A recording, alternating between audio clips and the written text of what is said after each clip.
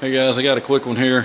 This is a front fairing off of a Harley Davidson motorcycle. Not sure what model or year or anything like that, but it's called Vivid Black. I'm gonna have to get this, most likely get it scanned. The customer sent me a paint code. I think that's good enough, but I might get it scanned just to see if that's still the original color. This looks like it had been repainted at one time, so I may just scan it and make sure I got the right thing.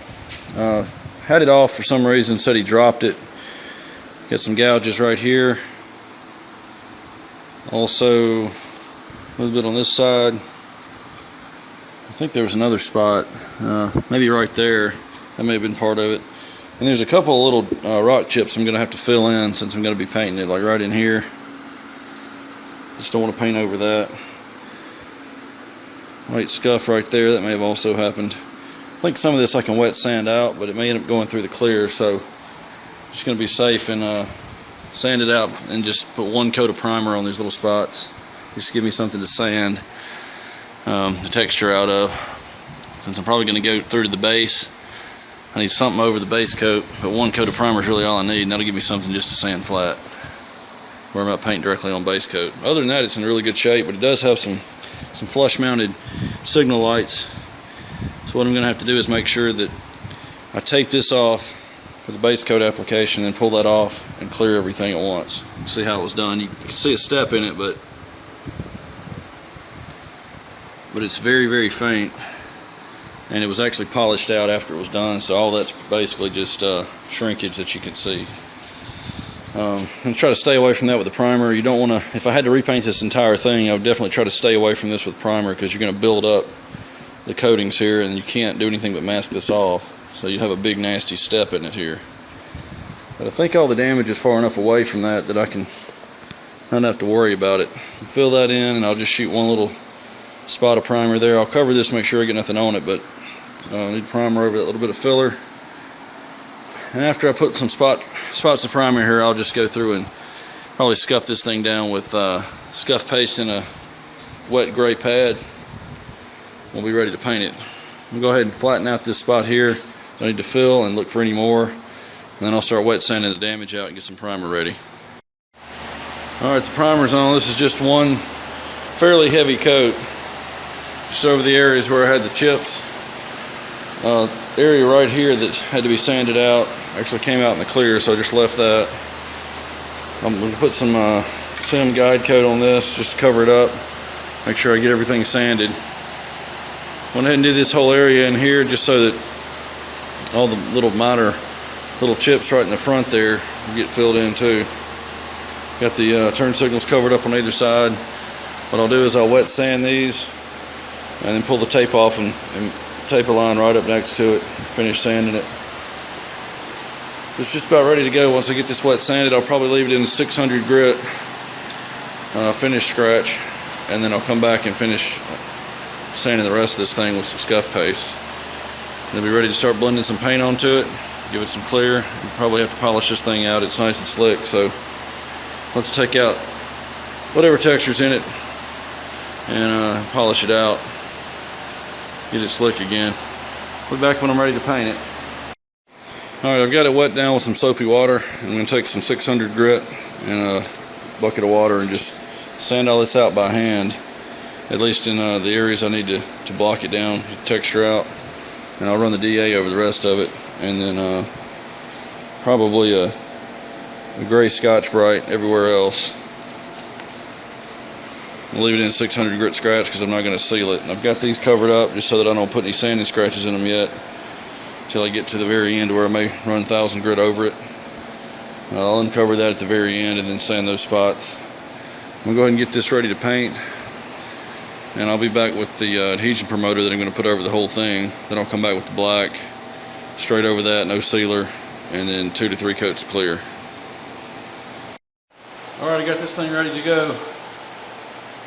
Going to get the adhesion promoter on it, get a good wet coat of that on there, and then I'm going to give it probably 15 or 20 minutes, if I can wait that long, to flash off. And then I've got to put some fine line tape around the edges of those lights there.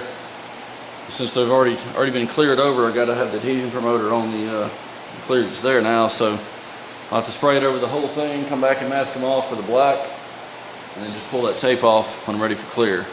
I'm going to get the 222S in the gun. I'll be right back.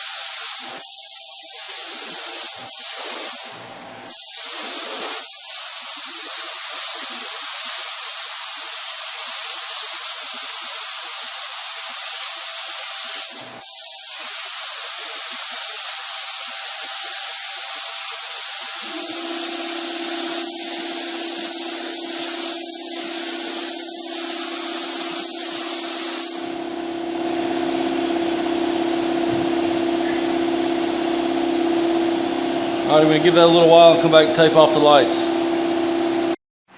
Alright, I'm mostly finished masking it. I'll show you this one over here. I haven't finished yet. I'm starting it with 16th inch tape, going around the outside edge. And I'm filling the gap in with blue tape, just a 1/4 inch fine line masking tape. So really, right before I shoot the first coat of color, I'm going to just mash these back down, make sure they're stuck.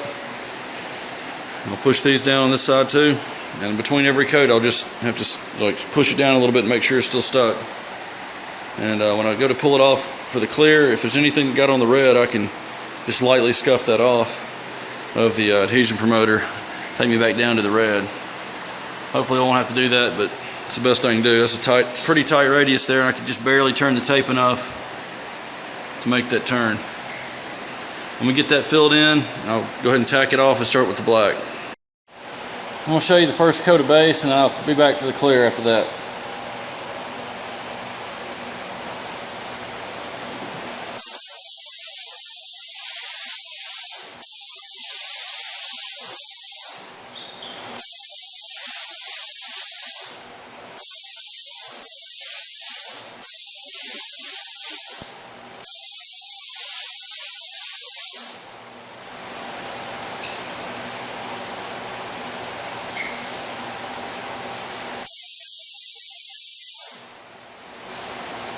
I'll put one more over the primer areas just to get some coverage. I'll put a third coat over the entire thing just to keep from building up too much film thickness.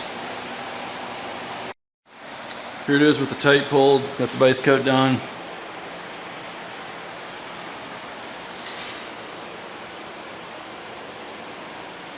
I've let this sit too long. I had to go somewhere for about an hour. You only got 2 hours to clear over the adhesion promoter, and this is the only place where it's exposed.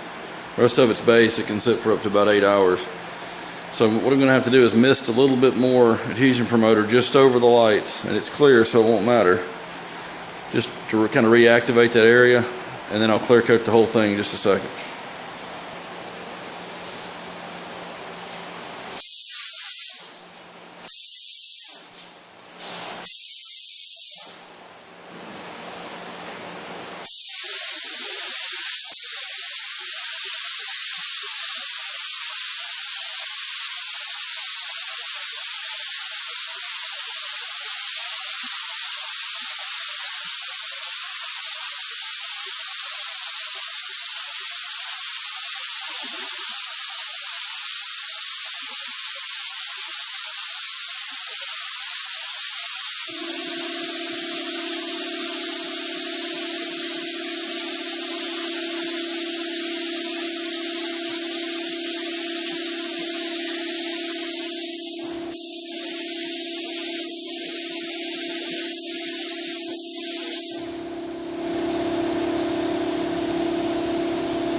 I'll give it one more in about 5 minutes. Alright, here she is. Been about 10 minutes. I was able to get it wet enough that I don't think I'll have to buff it out. But I will have to take the dust nibs out of it. There's a few of those in the top, as usual, but the finish itself is perfectly fine. You see the lights. Cleared over all that. And I actually had to wrap the clear. I only got one coat back here, but I had to wrap the clear around the edge. That's a nice finished edge there, so I had to wrap the clear around to make sure that I got the back end of it glossed out. It's not as thick as the front, but it's at least not a dry edge back here, which you'd get if you just sprayed it from the front. So there's a little bit of clear back there, if you can see it, all along that top edge. Just so that edge is just as slick as, or almost as slick as the front. You don't want a bunch of dry spray all around those edges. That would look terrible, especially when you're sitting on the bike looking at it.